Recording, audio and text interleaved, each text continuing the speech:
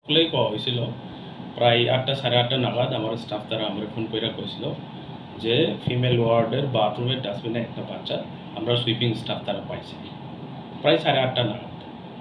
তো এরপরে আমি ডক্টর জন যে আছে আমরা ফরেন্সিক এক্সপার্ট তার লগেও কথা কইলাম।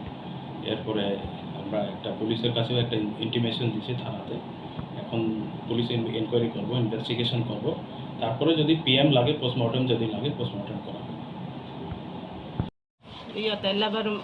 আমরা বাথরুমে ফালাই দিয়ে গেছে কেটা জানে আই আমরা শিকুনা বাথরুমে গেছে পরে তখন গিয়া পাইছে সকালে।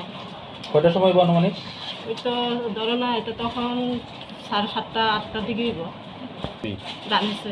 আমরা পিএসের কাছে জানাই দিচ্ছি। কি কইছে? পিএসে তো এখন আইব 7টারে জানাইছে।